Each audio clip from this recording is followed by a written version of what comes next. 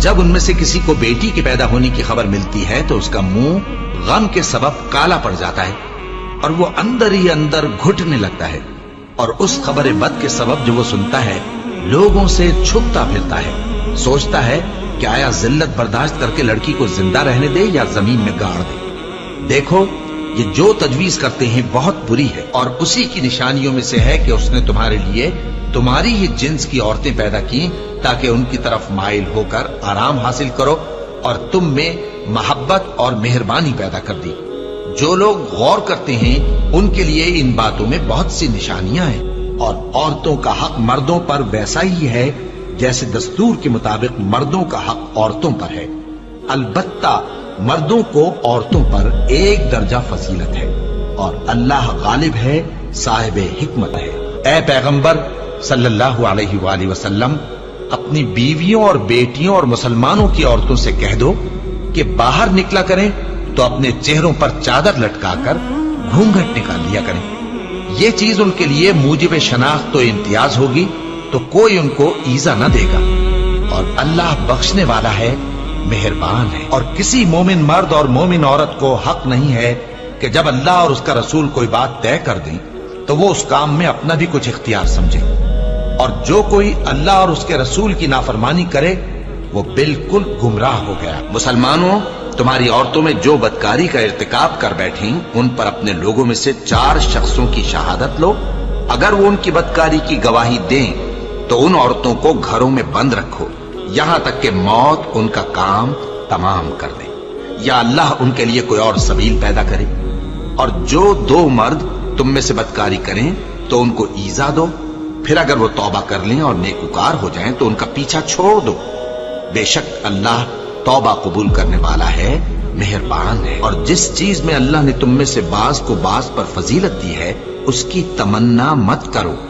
मर्दों को उन कामों का सवाब है जो उन्होंने किए, और औरतों को उन कामों का सवाब है जो उन्होंने किए, और अल्लाह से उसका फजल करम मांगते रहो।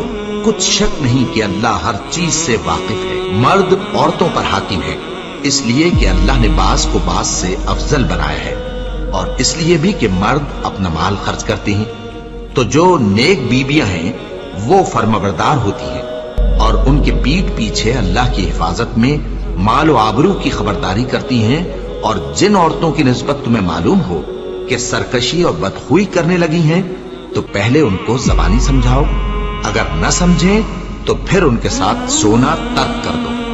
अगर उस पर भी बाज ना आए तो जदोकोब करो, फिर अगर तुम्हारा कहना मान लें तो फिर उनको ईजा देने का कोई बहाना मत ढूंढो।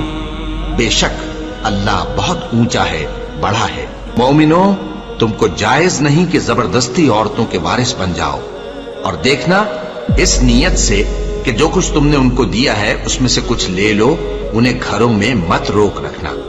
हाँ, अगर वो खुले तौर पर बदकारी की मुर्तकिब हों तो और बात है, और उनके साथ अच्छी तरह से रहो सहो।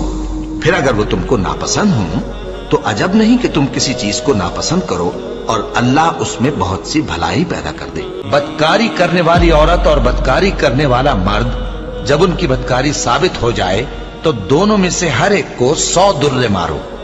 और अगर तुम अल्लाह और रोज़े आखिर पर ईमान रखते हो तो अल्लाह के कानून को नाफिज करने में तुम्हें उन पर हरगिज तरस न आए, और चाहिए कि उनकी सजा के वक्त मुसलमानों की एक जमात भी मौजूद हो।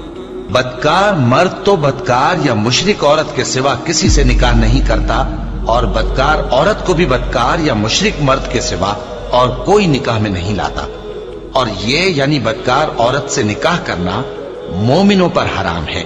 और जो लोग परहेजगार औरतों को बदकारी का ऐब लगाएं और उस पर 4 गवाह न लाएं तो उनको 80 दुर्रे मारो और कभी उनकी शहादत कबूल न करो, और यही बदकिरदार है। हाँ, जो उसके बाद तौबा कर लें और अपनी हालत संवार लें तो अल्लाह भी बख्शने वाला है, मेहरबान है।